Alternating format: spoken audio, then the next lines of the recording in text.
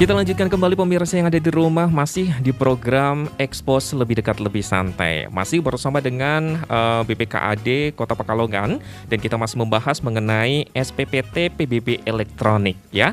Langsung saja saya ke Pak Adam nih, Pak Adam. Dengan adanya banyak layanan digital, salah satunya adalah ESPPT PBB ini membuat kita menjadi antusias karena banyak sekali yang bisa kita pelajari. Nah, ngomong-ngomong soal antusias nih, seberapa besar antusias masyarakat yang tentunya dengan adanya layanan ini? Kalau tadi sudah dibahas sama Pak Hamid itu 1.000 gitu ya. Terus ada nggak sih kendala-kendala yang sudah mengakses 1.000 itu selama ESPPT ini diluncurkan gitu Pak? Silakan. Kendala karena ini memang suatu hal yang baru. Memang pada saat itu ya tutorial awalnya itu ini gimana sih, setelah itu setelah masukin ini tuh tahap selanjutnya itu apa gitu. Cuman memang di aplikasi itu kita buat sedemikian rupa sehingga mudah dipelajari, sehingga orang ketika mengikuti step-stepnya itu sudah langsung paham. Kemudian kendala lainnya juga Pak, ini bisa dicetak hitam putih nggak gitu, karena kan memang versi cetak maupun versi orisinil SPPT elektronik itu berwarna gitu ya, orange khas SPPT itu. Cuman ketika user ini atau pemohon ini mencetak kan tergantung printinnya masing-masing gitu tergantung ya. Tapi itu tidak menjadi masalah ya Pak? Tidak menjadi masalah. Kita kalaupun hasil cetaknya itu hitam putih ya kita akui sebagai dokumen administrasi yang kita akui gitu. Karena memang untuk PBB ini alat ceknya kita itu gampang. Kita ketik knobnya saja gitu sudah muncul informasinya, apakah ini sudah bayar atau apakah ini ada piutang, luasnya itu berapa itu. Jadi sudah, meskipun itu hitam putih atau berwarna itu, kita tetap dapat melakukan proses verifikasi atau autentifikasi. Oke ya, jadi itu bukan menjadi masalah ataupun kendala yang cukup besar. Betul. Gitu ya, jadi walaupun ada perbedaan ya Pak Adam. Jadi nggak kayak buku nikah harus berwarna gitu ya. Ini sama yang buku nikah ya, beda banget gitu ya. Oke, yang paling penting adalah bayar yang tepat dan juga tepat sekali, gitu ya. Itu harapannya. Apalagi sudah dipermudah dengan kemajuan teknologi dengan menggunakan elektronik seperti ini ya Pak Adam ya. Mungkin kalau umpamanya Pak Tegar, ini ada nggak sih kendala ketika program ini akan diluncurkan? Kan prosesnya kayaknya step by stepnya agak lumayan lama ya, dari tahun 2020 sampai baru terrealisasi tahun 2022 ini gitu. Silakan. Iya, untuk jadi agak sombong ini Mas nanti Mas.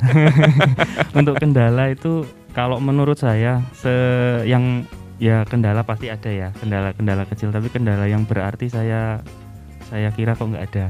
Wow, luar biasa. Alhamdulillah so far berarti diberikan kelancaran ya Pak Tegar ya. Ya, untuk pembuatan aplikasinya ya kita kendala kecil pasti ada, tapi untuk yang kendala berarti enggak ya. Wah, ini sangat luar biasa sekali. Jadi satu keuntungan juga nih buat masyarakat Kota Pekalongan, semoga dengan tidak adanya kendala proses dari pengadaan program ini juga ketika masyarakat Kota Pekalongan mengakses juga tidak ada kendala sama sekali gitu ya. Diberikan kelancaran dan lain sebagainya. Ketika ada kendala perbedaan warna itu bukan menjadi masalah yang besar ya buat pemirsa.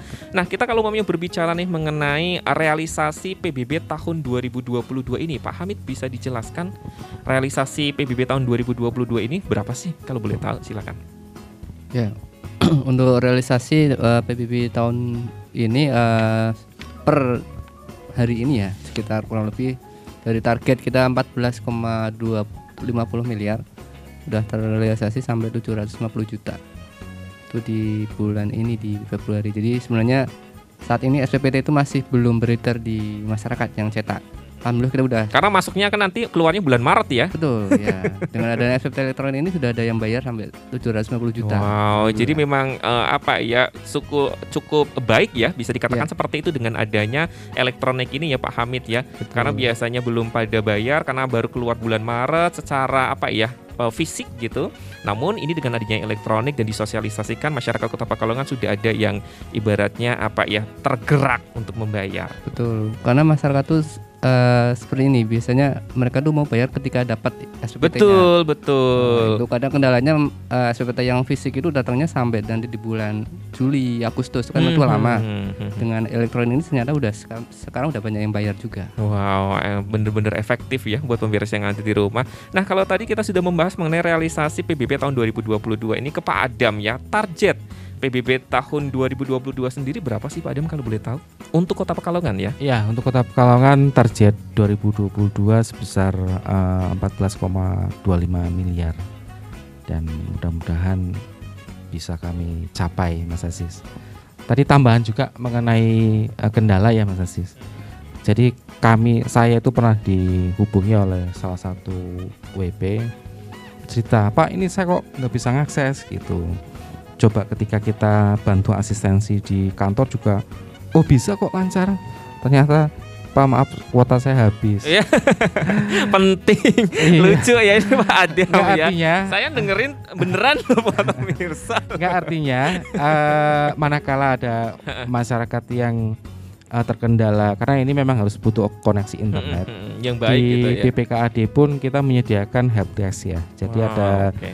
anjungan untuk layanan pajak, termasuk juga pajak PBB. Jadi di tempat kami juga di layanan itu menyediakan layanan untuk bisa mengakses SPPT elektronik sekaligus untuk mencetak. Jadi harapan kami ya tadi tidak ada kendala maupun ketika kita nggak ada kuota internet nih, bisa ke BPKAD kita cetakkan. Wow, luar gitu. biasa sekali ya buat pemirsa yang ada di rumah, sangat dilayani dengan sepenuh hati ya.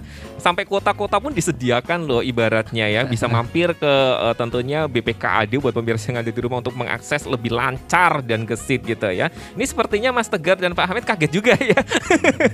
Ini pimpinan saya lucu gitu ya. Pindah jadi pimpinan saya aja ya Pak ya. Baik, kita lanjutkan lagi pemirsa yang ada di rumah, masih membahas perihal mengenai SPPT PBB elektronik ya. Dan sekarang saya ingin bertanya nih ke Pak Tegar nih, Pak Tegar. Kalau tadi kita sudah berbicara mengenai antusias, kemudian juga target tahun ini PBB di Kota Pekalongan gitu kan. Kalau boleh tahu cara pembayaran secara online gitu. Kalau umpamanya pemirsa yang ada di rumah nih mengakses dan ingin membayar secara online ataupun menggunakan SPPT PBB elektronik ini, membayarnya gimana sih? Pak Tegar silakan. Ya. Sebenarnya untuk pembayaran kita juga sudah permudah, kita juga banyak sekali kerjasama juga untuk pembayaran kita dengan Bank Jateng di seluruh kantor Bank Jateng manapun bisa. Ada juga kita melalui Tokopedia juga, link aja juga, macam-macam untuk pembayaran elektronik iya, sudah bisa semuanya ya. Hampir semua sudah bisa. Wow, ini benar-benar one stop shopping ibaratnya kalau bahasa iya. sekarang ya. Jadi tinggal rebahan, kemudian otak-atik handphone dan semuanya bisa selesai dengan mudah dan cepat gitu ya. Indomaret dan Alfamart juga bisa tentunya. Luar biasa sekali buat pemirsa yang ada di rumah, daripada capek-capek datang secara langsung ke kantor BPKAD. Tapi kalau mau datang mau ngapelin Pak Adam juga boleh ya Pak Adam ya. Lucu soalnya pemirsa ya, silakan gitu kan ya. Jadi sangat luar biasa sekali tentunya SPPT PBB elektronik ini. Nah, saya kembali ke Pak Hamid nih, Pak Hamid. Kalau tadi kita sudah berbicara mengenai pembayaran. Nah, untuk peningkatan pendapatan daerah sebagai salah satu tujuan dari peluncuran fitur SPPT PBB ini, apakah sudah berjalan sesuai dengan rencana gitu, Pak Hamid? Silakan. Ya, alhamdulillah untuk efek atau dampak positif yang bisa kita lihat sampai saat ini udah kelihatan ya. Jadi yang biasanya masyarakat bayar itu setelah terima SPPT secara fisik di bulan Juni-Juli, saat ini udah banyak yang bayar. Secara otomatis nanti insya Allah berdampak positif juga ke total pendapatan kita. Harapannya sih nanti sebelum jatuh tempo target kita udah selesai, semoga. Ya, amin ya robbal alamin. So far sampai dengan peluncuran SPPT PBB ini berjalan dengan lancar ya Pak Hamid. Namun kalau umpamanya nih di tengah-tengah perjalanan ternyata ada kendala gitu kan, banyak masyarakat Kota Pekalongan karena memang mungkin sudah tidak diluncurkan kembali yang hard copy-nya tersebut, itu kemudian banyak yang menunggak dan lain sebagainya. Apa yang akan dilakukan oleh BPKAD ketika itu terjadi, Pak Hamid? Silakan. Ya, untuk saat ini SPPT tetap kita terbitkan dua macam ya. Jadi ada yang cetak dan elektronik. Adapun untuk tunggakan-tunggakan yang ada mungkin masih ada yang muncul, tapi tetap kita berupaya untuk menagih, ada istilahnya kendala apa yang mereka miliki. Mungkin selama ini kalau kendalanya tidak bisa menerima SPPT secara tepat waktu, dengan adanya SPPT elektronik bisa terpenuhi untuk mengatasi kendala tersebut. Oke ya, tetap akan dilakukan tentunya jalan keluar ya. Betul. Untuk bisa menutup semuanya itu agar bisa berjalan dengan lancar. Nah, kembali ke Pak Adam nih Pak Adam. Kalau umpamanya kita berbicara mengenai jumlah SPPT PBB Kota Pekalongan ini sendiri sampai tahun ini sudah mencapai berapa sih? Ataupun ada nggak sih mengalami peningkatan gitu Pak Adam, atau hanya stuck saja gitu? Silakan. Ya, untuk PBB Kota Pekalongan tahun ini kita cetak sebanyak 93.311 objek pajak, itu meningkat sebanyak Segar. Jadi tetap ada peningkatan ini, ya? Ya, 1,24%. Oke ya, kalau kita berbicara mengenai Kota Pekalongan dari tahun ke tahun, syukur alhamdulillah untuk PBB sendiri ada peningkatan gitu ya Pak Adam ya. Nah, kalau tahun ini kan tadi sudah dinyatakan ya targetnya berapa? 14,25. Oke, miliar rupiah. Dan sampai dari awal tahun sampai dengan bulan Februari ini sudah mencapai berapa Pak Adam? Ini sudah mencapai 5,25%. Oke ya. Itu ibaratnya bisa dikatakan lancar, baik, atau kurang? Ini karena biasa di bulan Januari Februari ini masih merangkak gitu ya. Nanti ngegasnya itu ketika bulan Agustus dan September. Di pertengahan tahun ketika ya, sudah Pak Adam. mendekati akhir jatuh tempo di bulan September.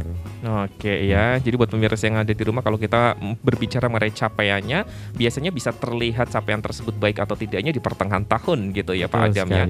Sekarang ke Pak Tegar. Pak Tegar, kalau kita berbicara mengenai jumlah SPPT PBB Kota Pekalongan sendiri sampai tahun ini kan sudah meningkat gitu kan. Apakah layanan e-SPPT ini sudah menjangkau seluruh lapisan masyarakat, terutama mereka para wajib pajak Pak Tegar? Silakan. Ya, untuk SPPT elektronik ini harapannya memang ke seluruh wajib pajak. Kita nanti evaluasi untuk saat ini kan yang masih menggunakan, masih mengakseskan tadi 1.352 tepatnya. Itu baru sekitar 1,45% dari seluruh SPPT yang tercetak. Mungkin kedepannya kita evaluasi apakah semakin banyak atau bagaimana. Kalau mungkin semakin banyak di atas 75 mungkin bisa kita SPPT yang cetak itu bisa kita mulai kurangi. Oke ya, jadi kalau umpamanya berbicara mengenai sudah merata apa belum, ternyata belum gitu ya, karena masih di awal tahun dan baru masa pelancingan juga ya Pak Tegar ya. Oke deh, last question nih mungkin, harapan dan himbauan kepada masyarakat terkait e-SPPT PBB, dimulai dari Pak Adam dulu mungkin, silakan. Ya, yang pertama adalah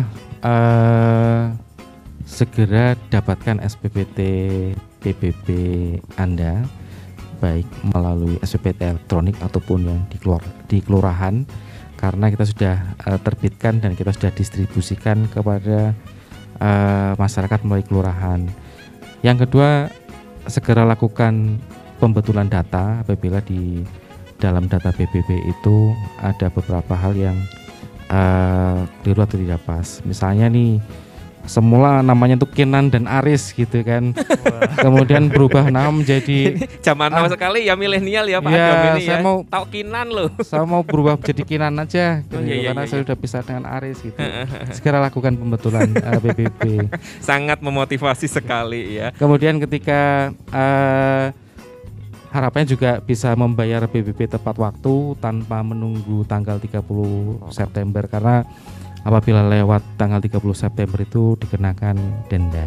Oke ya, harapannya seperti itu. Silakan Pak Tegar dan juga Pak Hamid bisa menambah sedikit saja ya, tapi silakan. Ya, bagi masyarakat atau wajib pajak Kota Pekalongan untuk manfaatkanlah SPPT elektronik ini, karena ini sudah kita permudah, sudah kita lebih mendekat untuk pelayanan SPPT elektronik. Oke, Pak Hamid silakan. Ya, terima kasih. Dengan harapan kami dengan adanya SPPT elektronik ini, slogan kami dapat terwujud, yaitu dengan mudah, dekat dan cepat. Amin ya. Oke deh, terima kasih banyak untuk Pak Adam, kemudian juga Pak Ya, Tegar dan juga Pak sama-sama. Hamid atas waktunya. Sama-sama. Informasinya sangat membantu sekali pemirsa yang ada di rumah yang tadinya tidak tahu bisa tahu gitu ya. Sharing knowledge untuk hari ini. Dan tidak terasa juga buat pemirsa yang ada di rumah, kita harus pamit undur diri dari hadapan Anda. Terima kasih banyak udah menyaksikan program Expose lebih dekat lebih santai. Saya Aziz Mahendra pamit. Wassalamualaikum warahmatullahi wabarakatuh. Sampai jumpa. Waalaikumsalam.